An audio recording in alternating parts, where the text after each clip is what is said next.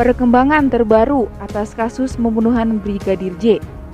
Jaksa tanggapi eksepsi Ferdy Sambo dan Putri Chandrawati.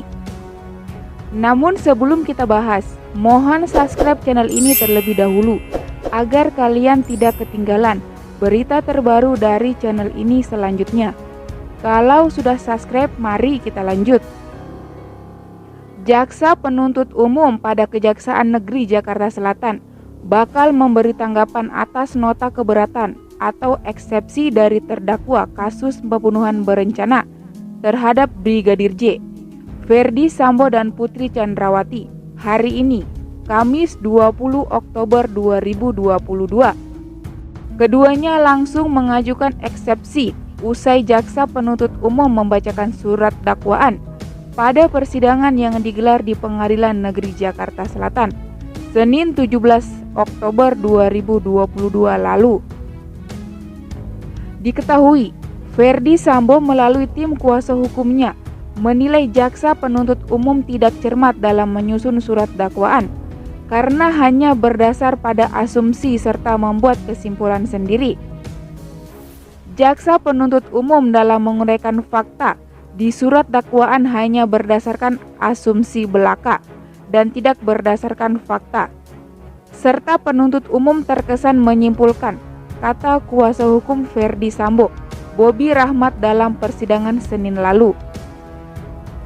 Adapun asumsi-asumsi dalam surat dakwaan JPU disebut nampak dalam beberapa uraian yang dibacakan jaksa. Salah satunya, ketika Ferdy Sambo marah setelah mendengar cerita soal pelecehan yang dialami istrinya, Putri Chandrawati.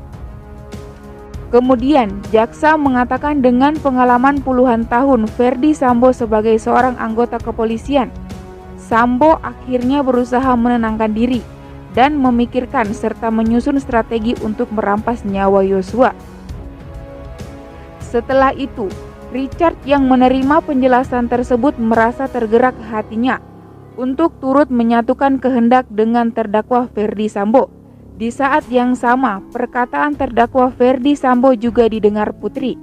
Tutur Bobi membacakan eksepsi.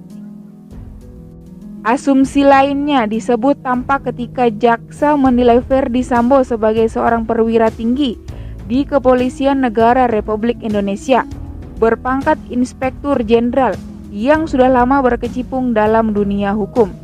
Sepatutnya bertanya dan memberikan kesempatan kepada Yosua untuk menjelaskan. Bukannya malah membuat Ferdy Sambo semudah itu menjadi marah dan emosi hingga merampas Yosua, ujar Bobi.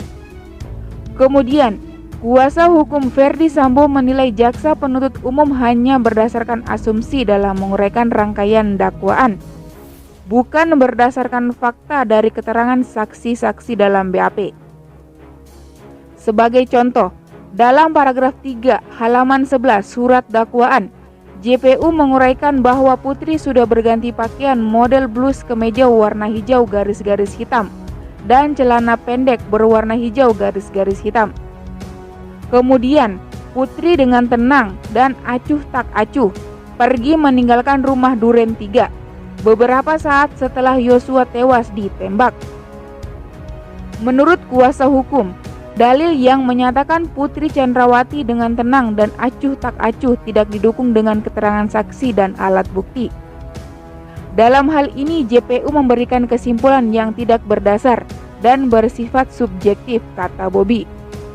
Menurut Bobi, merujuk pada ketentuan pasal 140 ayat 1 Kitab Undang-Undang Hukum Acara Pidana dalam menyusun surat dakwaan, JPU berdasar pada BAP, hasil penyidikan serta berpedoman pada aturan-aturan jurisprudensi Mahkamah Agung bahkan doktrin hukum, bukan semata-mata pada asumsi atau karangan bebas. Dengan demikian, dakwaan penuntut umum harus dinyatakan batal demi hukum, ujar Bobi. Peristiwa di Magelang tak ada dalam dakwaan. Sementara itu, tim kuasa hukum Putri Chandrawati mengatakan JPU mengabaikan keterangan psikologi forensik tentang kondisi mental Putri atas dugaan kekerasan seksual yang terjadi di rumah Magelang. dengan pengesampingan fakta yang krusial oleh jaksa penuntut umum dalam surat dakwaan tersebut dapat mengaburkan peristiwa kekerasan seksual yang dilakukan Nofriansah Yosua kepada terdakwa Putri Chandrawati. Ucap kuasa hukum Putri, Novia Gasma, membacakan eksepsi. Dalam eksepsinya, Putri menyatakan kekerasan seksual yang terjadi di Magelang sudah terkonfirmasi berdasarkan beberapa bukti. Bukti pertama adalah keterangan Putri yang telah disampaikan dalam berita acara pemeriksaan tanggal 26 Agustus 2022. Dalam pemeriksaan oleh psikolog tersebut, didapatkan informasi konsisten dari Putri Chandrawati dan Ferdi Sambo. Didapatkan informasi yang konsisten dari Putri dan Ferdi Sambo. Menurut Putri Chandrawati, telah terjadi kekerasan seksual tersebut merupakan suatu tindakan yang tidak diduga serta tidak dikehendakinya, yang menurut Putri Chandrawati dilakukan oleh Nofriansah Yosua, ucap Novia. Selain itu, berdasarkan pemeriksaan, ditemukan adanya kondisi psikologis yang buruk pada Putri, berupa simptom depresi dan reaksi trauma yang akut. Dari integrasi hasil tes, tidak ada indikasi ke arah tidak melebih-lebihkan kondisi psikologis yang dialami. Informasi yang disampaikan Putri Chandrawati yang menurut Putri Chandrawati dirinya mengalami kekerasan seksual oleh Nofriansah Yosua berkesesuaian dengan indikator keterangan yang kredibel, ujar kuasa hukum. Padahal surat dakwaan merupakan dasar atau landasan dalam rangkaian pemeriksaan pidana serta sebagai pertimbangan dalam mengambil keputusan oleh majelis hakim. Lebih dari itu, menyebabkan tidak tercapainya rasa keadilan bagi semua pihak, baik bagi terdakwa ataupun korban. Berdasarkan uraian tersebut, perlu dipertanyakan kenapa penuntut umum tidak menguraikan dan bahkan menghilangkan sebagian rangkaian peristiwa penting, sehingga rangkaian peristiwa tersebut tidak utuh dan tidak lengkap, ujar Novia. Dan bagaimana menurut kalian tentang berita tersebut? Silahkan tinggalkan komentar kalian di bawah. Dan sampai jumpa di video-video terbaru dari channel ini selanjutnya.